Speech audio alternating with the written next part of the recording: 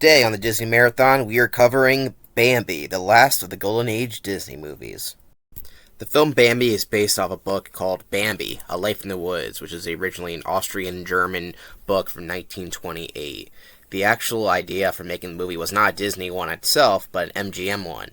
They're going to make it live action, but as you can probably tell, this would not work in live action at all.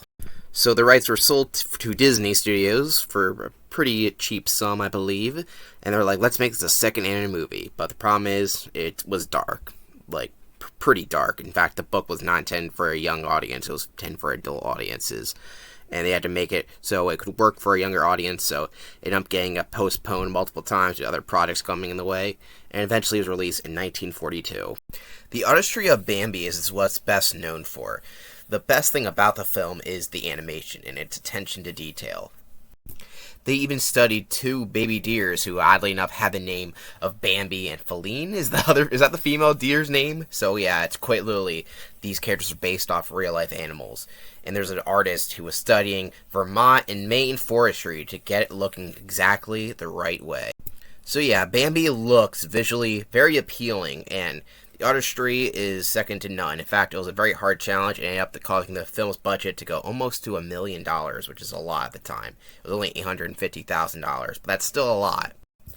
Unfortunately for Disney, this movie did pretty bad at the box office when it first released in 1942, only making $200,000 based off its $158,000 box office. Do the inflation for me, if you will, if you want to, and that was quite a bit of a loss. And fortunately, it was able to recoup its losses when it was re-released in 1947, but it was not helping the fact that Disney Studios could just not make profit during the war. Its environmental message was unique to the book and the movie, and a lot of people view that as a positive, especially in this day and age where we're looking more and more to go green as companies take advantage of the earth. But some people weren't happy, that being hunters didn't like being demonized in the movie, but that was short-lived because who the heck cares about hunters? At this point, we really don't need hunters, so you guys can go screw yourselves. Despite all of its shortcomings early on and having received criticism from the hunters, those dreaded hunters, the film is gone on to be a classic. Its unseen villain is considered to be one of the best villains of all time, and it seriously have one of the saddest deaths of all time. Unfortunately, I don't agree with the latter, but that's just what a lot of people will say. This is a movie that I think has not aged as well as it could have, and I'm going to get to that when we get to the review section of it. Here's a fun fact for you all. Bambi was part of the forest fire campaign in the 1940s, which still is around to this day. For example, since of fire raids and all this other stuff going on during the World War II, they had to worry about mostly Californian forest fires, which is still a thing that happens today, as I mentioned. And they created ad campaigns featuring Bambi. Though the more famous one is the one created by the U.S. government, known as Smokey the Bear. But anyway, I thought it was an interesting little tidbit for you guys. The novel Bambi is mostly the same as the movie, except the movie omits a lot because it's not a novel. In fact, the movie's incredibly short, and I think that's to its detriment for the most part. The novel's pretty interesting from what I've read about it, and it goes more into detail about living in nature, more so than anything else, while the movie just kind of adapts it to its best of its ability. Yes, this is a short movie, around 70 minutes, which, yeah, it goes by fast. Dumbo was also a short film, however, I feel like this one definitely needed more time, since I don't get as invested in it as I do with the other Disney properties. For example, Bambi's mom infamously dies in this movie, and it's considered one of the first Disney deaths as we've seen before the main character, Snow White, came back to life. Here, this character does not come back. However, the way in execution, it just doesn't really work for me. It's like an interesting tidbit, like, okay, it's a coming-of-age story, but at the same time, after his mom dies, it just doesn't really come up later, and overall, we didn't have that much connection of the character to even really be that sad, at least in my opinion. Anyway, before I talk about that, let's go into the movie, and is Bambi a classic, or does it not hold up to the test of time? So yeah, I went through all the pros and cons, but I think one of the big cons is that the story really isn't that interesting, and I have one fix that I feel like could have really made this work more than it did. The beginning half of this movie, in fact most of the movie, is just Bambi as a baby, and that's pretty much it as he observes the world. Now this could have been interesting, except for the fact that all the little animals talk, and the little kids talk, and they just say a bunch of annoying little shit. Also, this owl's a creeper, like, get the fuck out of my face, owl. I'm not against cutesy stuff, but this movie is mostly just that, and I know there's darker moments in the movie, but it never feels like it wants to go full on into that category. It's mostly just Bambi like, wow, butterfly, butterfly, in the arcade going, I just don't find that entertaining. I do like the landscapes. Those would look pretty good. He has a friend rabbit named Thumper, who I just think is really annoying. Just says, "Shut up, Bambi, I know more than you." Since I guess that makes sense, he is older, but he's just kind of annoying. And his mom's like, "Don't eat the buds." Like, is this supposed to be nature, or they're supposed to be like realistic kids? Because I'd rather them be realistic animals over that. He's trying to have it both ways, and I don't think it works that well. It's kind of hard to explain about watching the movie. I guess he also befriends a skunk who was named Flower because he thought it was a flower, even though it's not. And it seems like it's a female because it's the way it talks and its eyelashes. I guess Bambi has eyelashes too, and so does SpongeBob. But then later on, like, oh wait, it was a guy skunk. I was confused. That confused me. Why would a male skunk be named Flower? Maybe I'm just behind the time.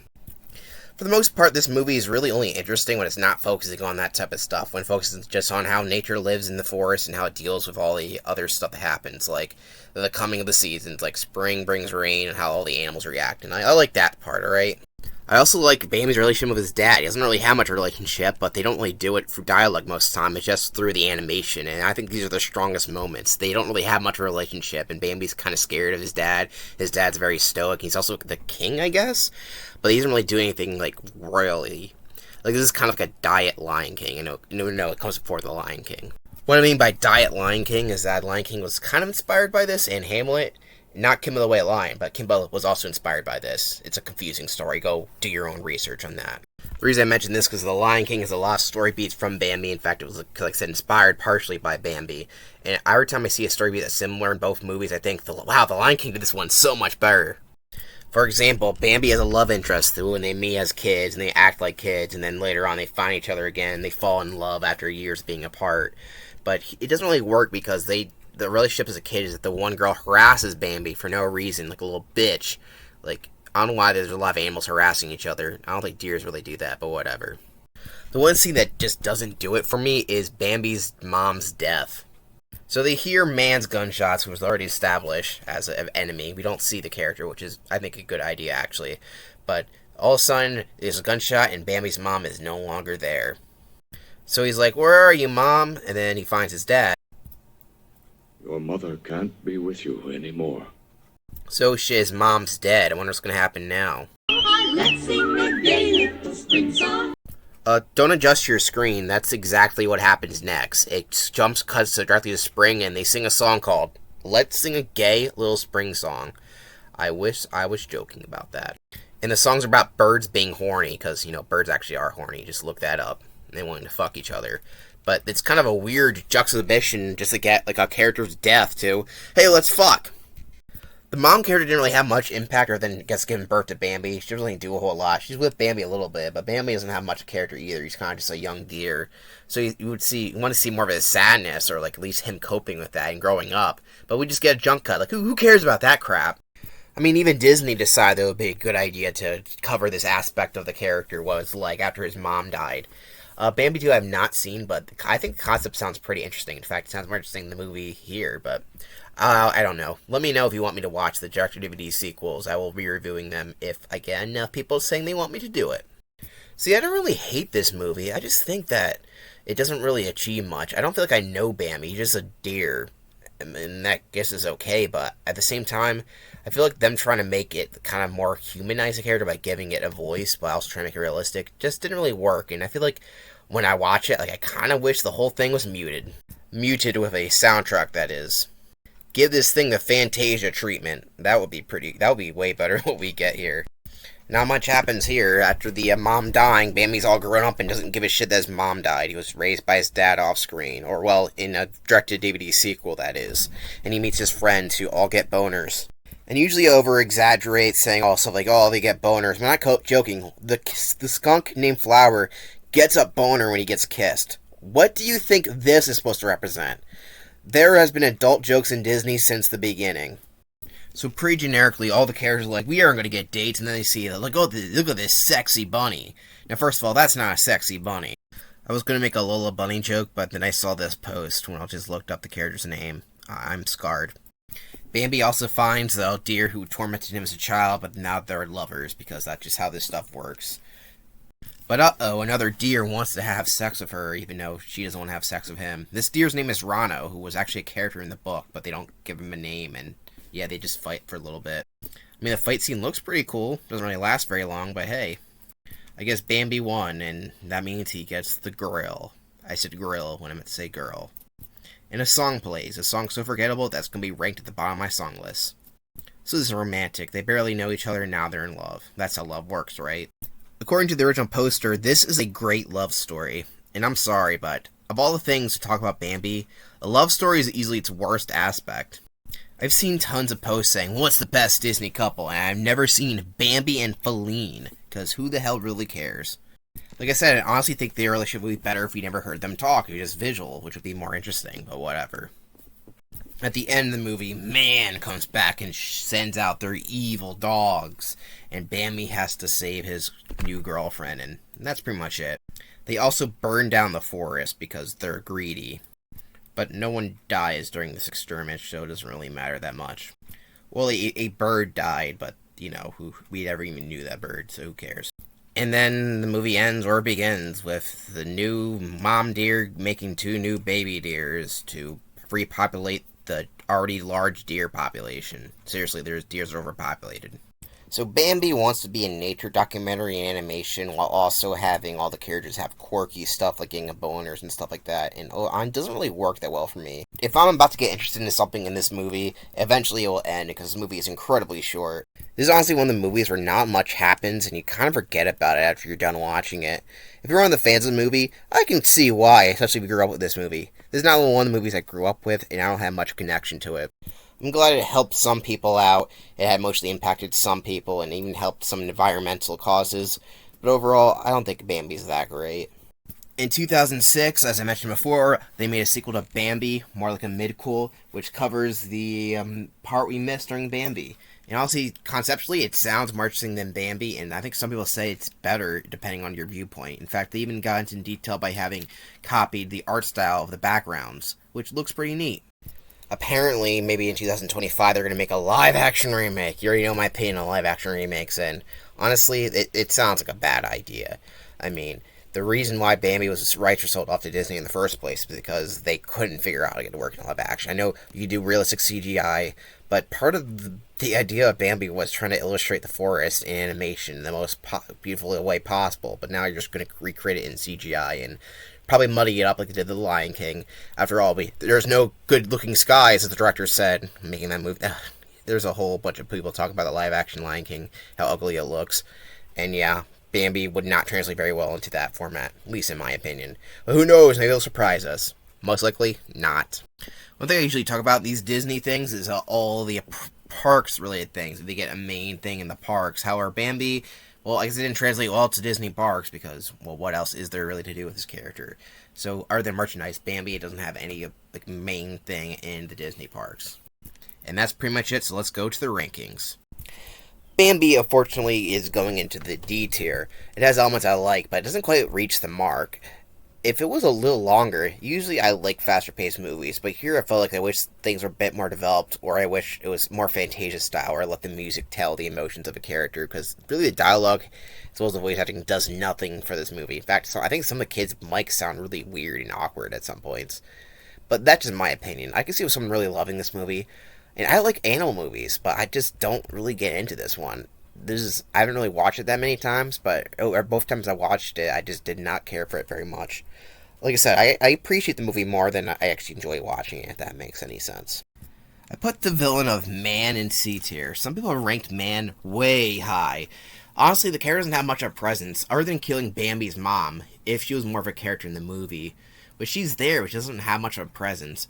That's just my opinion. She's a generic mom, just like, oh, here, Bambi, there you go, here's a girl, and that's mostly it. In fact, his friend Thumper does more with him than his mom, so that's why I don't think it's a very sad death. The man just attacks the forest and then burns it down. Now, I know Man sucks. I'm one, so I would know that. But burning down a forest is kind of really ridiculous just on the face of it. I know what it was going at for, but at the end of the day, I think the character works for the most part, but it's more middle of the road more than anything. Conceptually, it's great. Execution-wise, it's okay. I know this is a non-popular opinion, but I can't say an opinion I don't have. The songs are all over the place in Bambi. We have a song in B tier and one in F tier.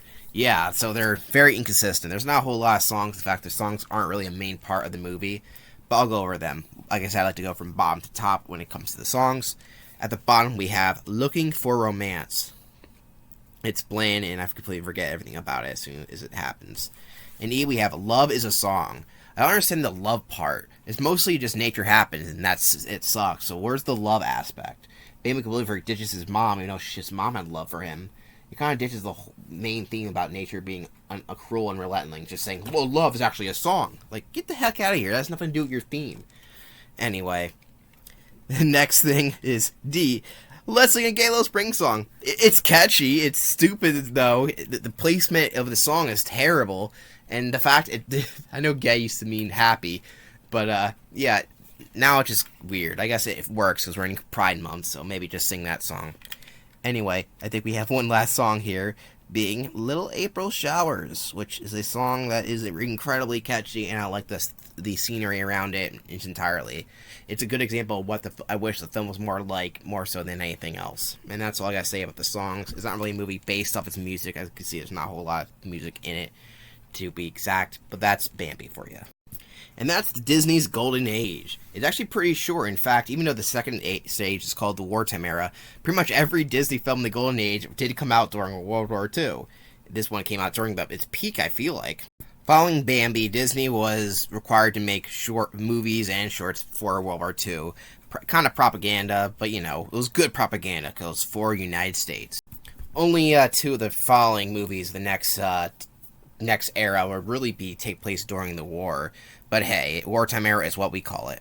So you'll see you next time at the beginning of the wartime era / pocket film era with Saludos, amigos. That's the end of the video. Make sure you subscribe to my channel if you liked it. Give a like if you like it, obviously. Dislike it if you don't like it. And comment down below if you think I'm a loser. Thank you for watching.